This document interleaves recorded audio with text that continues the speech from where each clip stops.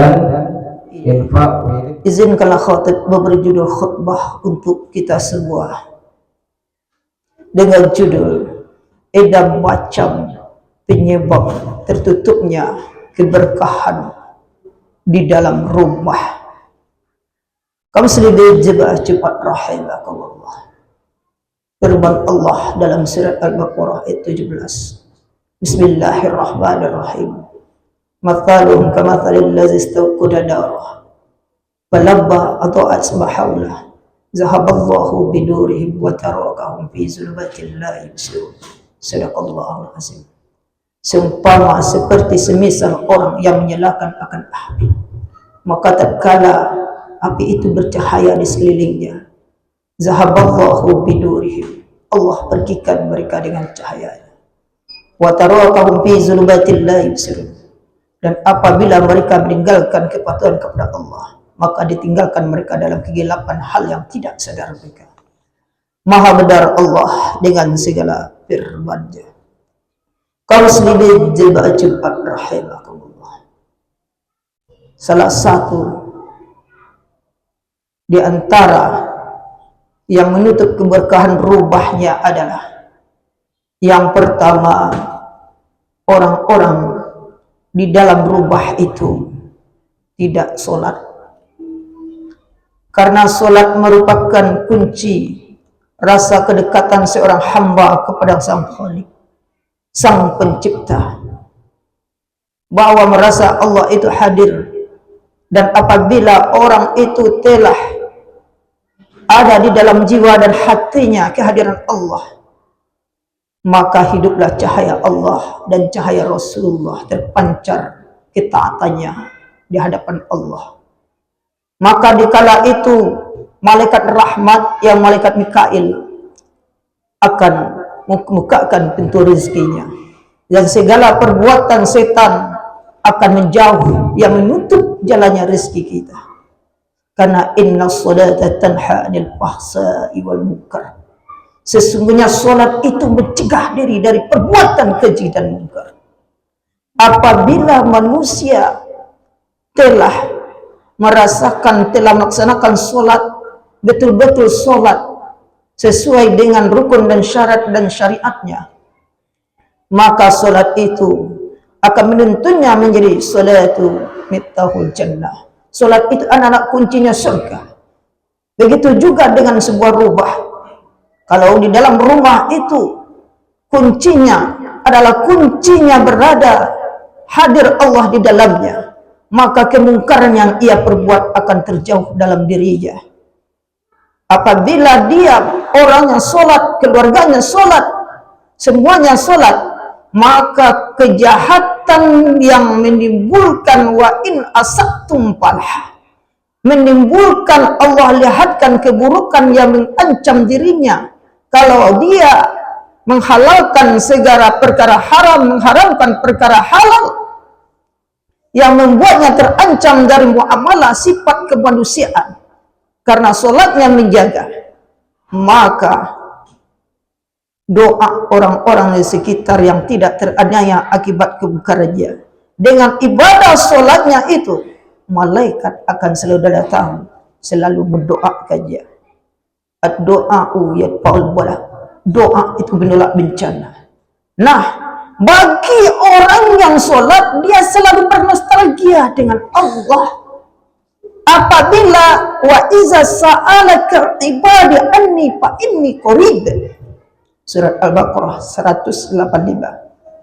Apabila seorang hamba telah dekat kepada Allah, maka Allah akan dekat kepadanya. Itu adalah jaminan Allah.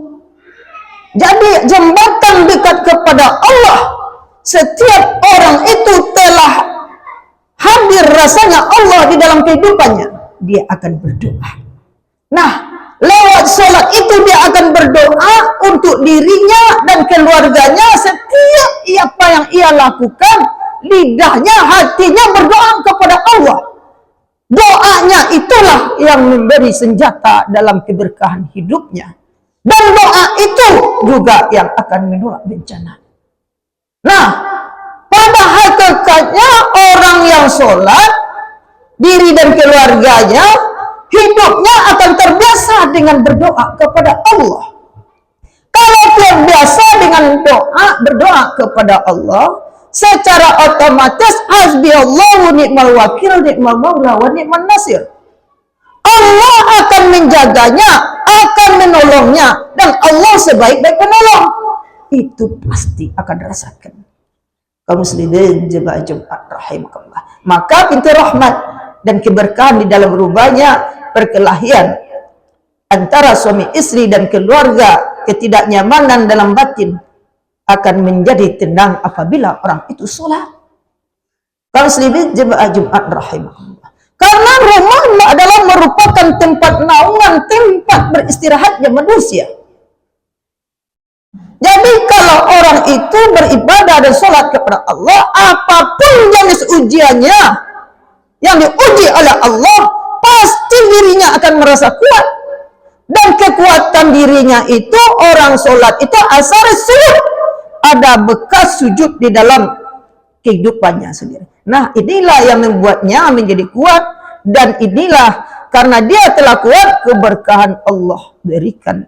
Dan rasa kedekatannya, merasa hadir Allah itu, karena sholat itu pada hakikatnya mengingat Allah.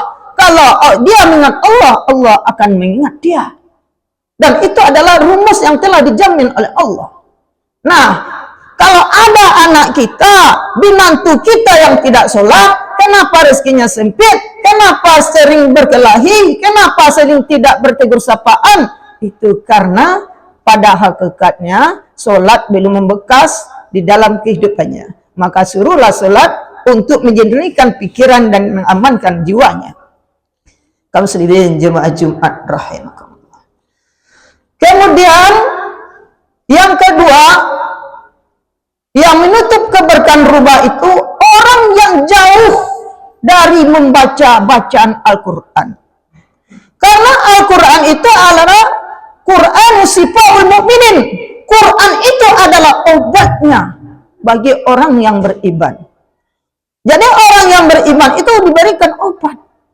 Ada masalah dalam keluarga, ada dalam masalah dalam pikiran terancam oleh faktor ekonomi dan segala macamnya. Coba larikan berwudu, baca Al-Quran itu di tengah malam. Setelah baca Al-Quran itu, bermunajatlah kepada Allah, memohonlah kepada Allah, tadahkan tangan, tundukkan kepala. Insya Allah malaikat rahmat akan datang. Kaum muslimin jemaah Jumat rahimakumullah. Karena di dalam Al-Quran Allah katakan dalam surat Al-Baqarah ayat 2 itu, zalikal kitabu la raiba fihi hudal lil muttaqin. Demikian kitab, tidak ada keraguan padanya kitab Al-Quran itu, hudal lil muttaqin, petunjuk bagi orang-orang yang bertakwa. Jadi orang yang ada Al-Quran di dalam tubuhnya, orang-orang yang namanya wal amalu bima fi tanzil, orang-orang yang hidupnya ada menjalankan skenario aturan Al-Quran, maka kehidupannya itu baik diri dan keluarganya akan selalu benar. Tetapi kalau melenceng dari Al-Quran karena mendapatkan dunia, maka kelencengan itu baik dalam muamalah itu berdampak wa in asatum falaha. Itu yang mendapatkan dia, apa ia tanam itu yang ia tuai. Nah, kalau kita, rumah kita ada yang macam-macam, yang sering kesurupan, ada yang sering tidak nyaman, maka apabila seperti itu jiwa kita tidak tenang, coba kepada menantu kita, pada keluarga kita, coba praktekkan baca Al-Quran setiap waktu sholat. Bagaimana reaksinya? Nah, yang keberkahan itu artinya ketenangan jiwa, kebahagiaan batin, kekayaan hati. Karena walaupun orang itu kaya, kalau hatinya tidak tenang, itu belum juga dikatakan kaya. Kekayaan itu adalah relatif. Dan bisa hanya dirasakan oleh diri seseorang, pribadi seseorang. Walaupun kita menganggap orang itu kaya, punya uang yang banyak, serba ada, namun kalau batinnya merasa tersiksa, dikejar ini, dikejar itu, karena hutang, karena ancaman menghalalkan segala perkara yang haram karena mencuri hak orang lain, maka ini adalah berdampak dengan dirinya. Makanya kalau ada orang yang ada bima fitanzil, yang di dalam hidupnya ada bernuansa Al-Quran, badannya adalah berjalan ayat Quran yang tersirat, tanda-tanda kekuasaan Tuhan itu dia jalankan dengan baik, maka di sanalah zahaballahu binurhim, Allah pergikan mereka dengan cahayanya. Cahaya apa itu? Cahaya Al-Quran dan keberkahan di dalam hidupnya. Kaum muslimin jemaah Jumat rahimakumullah.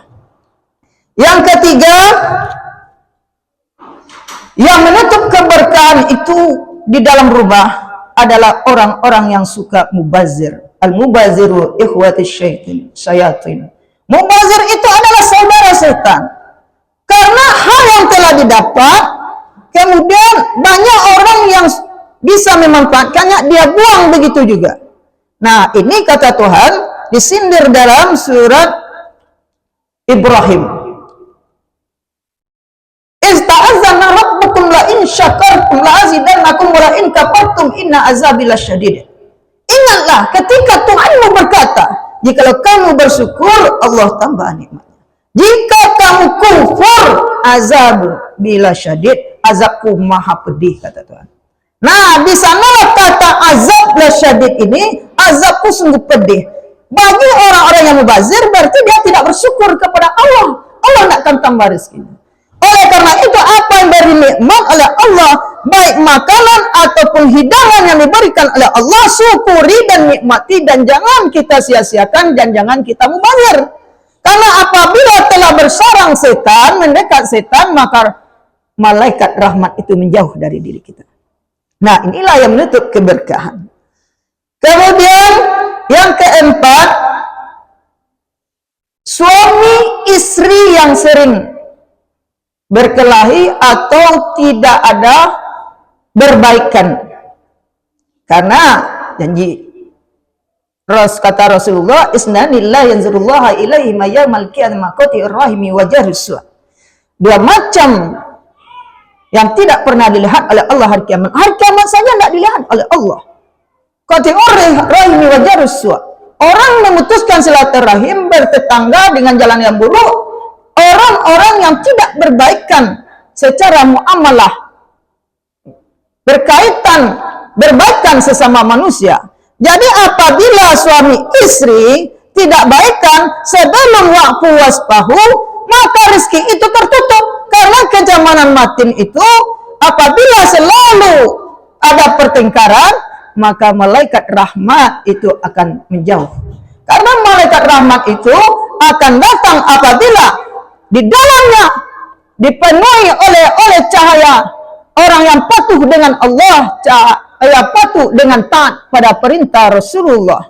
Orang waqfu waspahu, orang yang selalu berbuat baik. Maka jalan untuk agar suami istri itu nyaman dan terjauh dari segala sihir atau santet atau pengaruh iri dan dengki dan sombong atas kemesraan kita berkeluarga, maka jalanilah yang pertama, kedua, dan ketiga tadi, yaitu dengan cara dirikan sholat, aqimus sholat wa atuz zakat warka'u ma'ar-raki'in. Dirikan sholat, bayarkan zakat, rukuklah beserta orang yang rukuk. Kemudian baca Al-Quran. Orang-orang yang diri dan keluarganya dalam Al-Quran, dia akan berbicara dengan baik. Bahasanya bahasa Al-Quran, telinganya mendengar, dipagari oleh kemungkaran, mampu memagari kemungkaran dengan pendengar yang baik, karena dia sering mendengar baca ayat Quran. Maka cahaya peluang keburukan setan itu tertutup di dalam kulit dan hamparan kibetullah. Kaum muslimin jemaah Jumat rahimakumullah. Kemudian orang yang jauh beristighfar kepada Allah, orang yang jauh minta ampun kepada Allah, maka orang itu ampunan Allah tidak ada, maka malaikat pun akan menjauhkan dirinya dan membagikan rezeki dalam kehidupannya. Yang kelima, yang terakhir adalah orang-orang yang tidak ada kebersihan rumahnya ada tulang belulang yang bau, yang busuk. Nah, inilah disenangi oleh para setan. Kemudian yang terakhir, yang keenam, orang-orang yang terjauh dari sifat memberi dan berinfak bersedekah. Nah, kalau dalam diri dan keluarga itu sering berinfak bersedekah, maka as-sadaqatu yadfa'ul bala. Sedekah itu menolak bencana dalam diri dan keluarganya. Allah akan membuka pintu rezeki dalam kehidupannya. Nah, inilah 6 yang mengunci atau menutup pintu keberkahan rumah. Mudah-mudahan dengan disebutkan yang 6 ini, kita bisa mengantisipasi agar rumah tangga kita pandai kita menjaga keberkahannya. Nah, mudah-mudahan kita semua rumah tangga kita dibukakan pintu berkahnya oleh Allah dengan memahami dari apa yang khatib sampaikan tadi dan mengamalkannya hendaknya. Amin ya rabbal alamin. Barakallahu li wa lakum fil Qur'anil Karim wa nafa'ni wa iyyakum bima fihi minal ayati wa zikril hakim. Innahu huwas samiul alim.